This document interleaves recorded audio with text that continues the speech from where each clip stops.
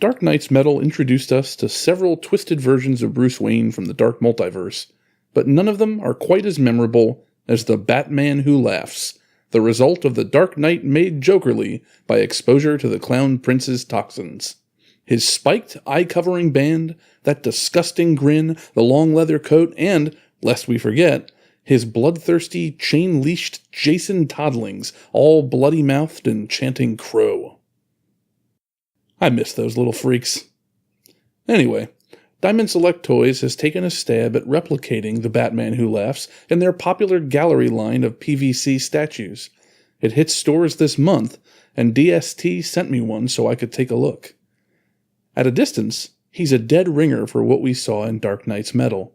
The long jacket with its straps, the spiky band, that sickening grin. The details on the outfit are a bit more like what we saw from Ethan Van Sciver in the Dawnbreaker tie-in than what we saw from Greg Capullo in the main metal book. Note the shoulder straps and the number of chest straps, but it's still a faithful take on Capullo's original design. Those details look really good close up as well. The sculpt on the elements is excellent, which is usually the case on these gallery statues. But the paint is excellent too, even on tinier details like the buckles, details that are sometimes not quite as meticulously applied in some of Diamond's other pieces. Look at the stitching on those shoulder bands too. That's some really nice work. Some of the nicest paint application is on the leather coat.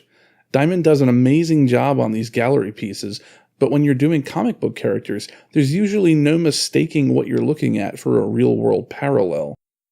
But there's often an uncanny resemblance between this plastic painted coat and something you'd encounter out here in reality. It looks that good. There is at least one detail that I believe is incorrect, though. My metal collection is incomplete because I didn't love the event and stopped buying it, but I have about half of it, and in all of the pictures I'm seeing, this Dark Knight's ears are metal, part of the spiked band rather than extensions of the cowl. Diamond painted the ears black, though. It's not a huge deal, but if you're looking for 100% bang-on accuracy, then you might have an issue here.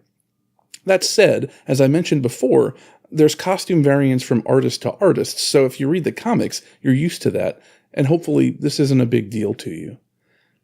But to be honest, I'm also not nuts about the look of the ears and band in general. They look notably more plasticky than the rest of the statue, which is unfortunate. I'm not sure what could have been done better with paint or molding, but I think they're a strike, even if a minor one, against this particular piece. All in all, though, this is another dynamite release from Diamond Select. Whenever I review these things, I always point out what should be obvious.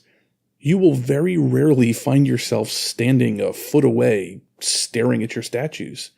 Most of the time, you'll glance at them as you walk past, or if you're taking a break, taking in your collection with a sweeping look.